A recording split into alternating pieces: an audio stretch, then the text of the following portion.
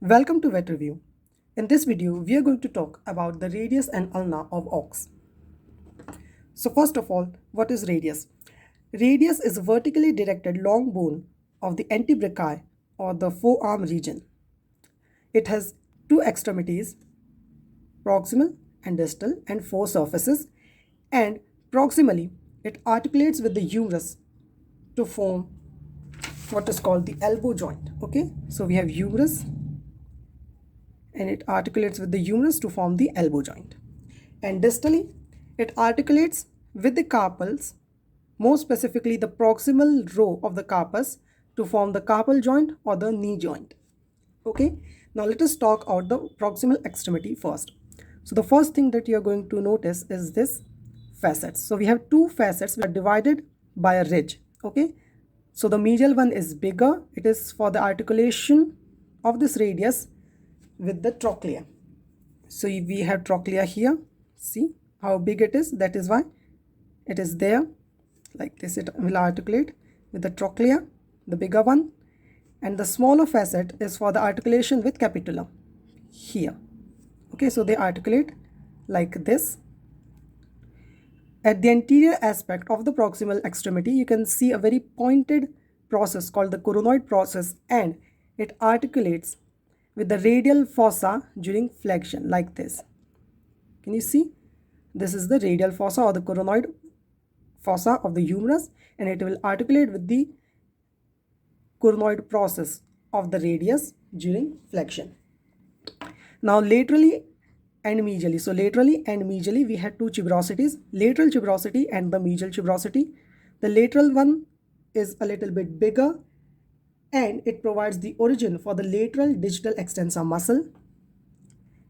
At the anterior aspect, anteromedial aspect, we have a very prominent tuberosity called the radial tuberosity, and this radial tuberosity provides the insertion for the biceps brachii muscle.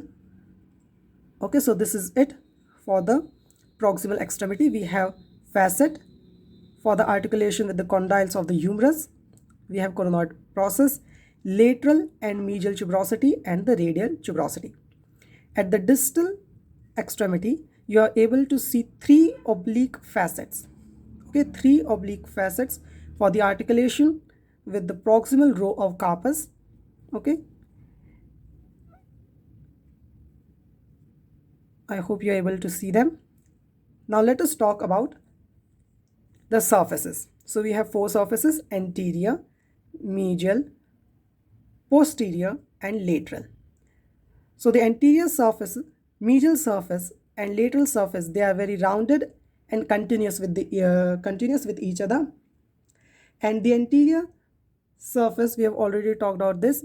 It has radial tuberosity at the proximal extremity and extensor groove at the distal extremity, and it is covered by the extensor muscles. Okay, the lateral surface together with the ulna, okay, lateral surface of the radius and lateral surface of the ulna together, they form this groove. Okay, this groove is called the vascular groove, and it is for the accommodation of interosseous artery. I hope you are able to see this. And the medial surface, this is important because medial surface provides insertion to two muscles.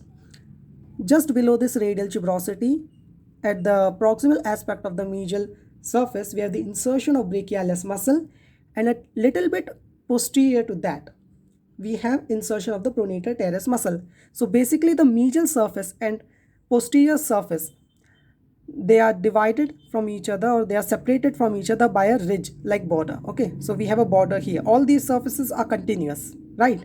But we have a border here, very sharp border, and at the proximal aspect, this border is not very clear, and this is where pronator teres muscle inserts. Okay, now let us talk about the posterior surface. The posterior surface is concave. In this model, it is not very clear, but it is concave. And at the proximal aspect of this surface, we have the origin of deep distal flexor muscle. So this is it for the surfaces. Now let us talk about the ulna. Ulna is a prismatic bone. It is a little bit less developed, and you can see here that it is fused with the radius throughout its entire length except at 2 points. Okay, and these points are called as the interosseous space. I hope you are able to visualize it here. So this is the proximal interosseous space. It is much more bigger, much more clear, and we have a distal interosseous space. It is very small. Okay, and I hope you are able to see this. This is the distal interosseous space. Okay, now the ulna itself has two extremities, proximal and the distal. At the distal extremity we have the styloid process. Now in some text you will see that there are two styloid processes, one of the radius and one of the ulna, but today we are just talking about the ulna, and it is very big. Okay, this is very big and it articulates with the ulna carpal. Okay, accessory carpal only articulates with the ulna carpal, and the ulna carpal itself articulates with the intermediate carpal and the styloid process of the ulna. Okay, now let us talk about the proximal aspect. So first of all, I skipped this part in the radius. Radius at its posterior part, it has two facets for the articulation with ulna. Of course, in this model, the ulna is fused with the radius, so you are not able to see it. But if you remove this ulna, then you are able to see two facets for the articulation of the ulna with the radius at the proximal extremity. Now, the proximal extremity of the ulna is represented by a very prominent process called the olecranon process.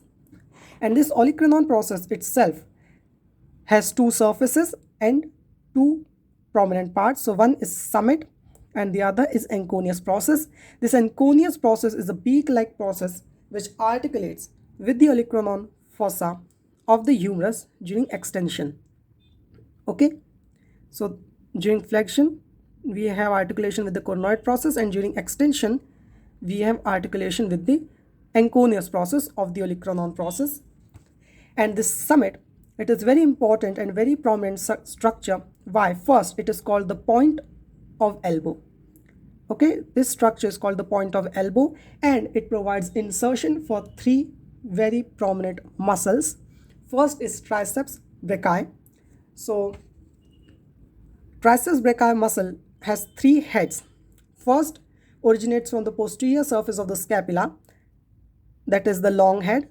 Then the lateral head originates from the lateral aspect of the neck of humerus here, and the medial head originates from the medial aspect of the neck of the humerus here.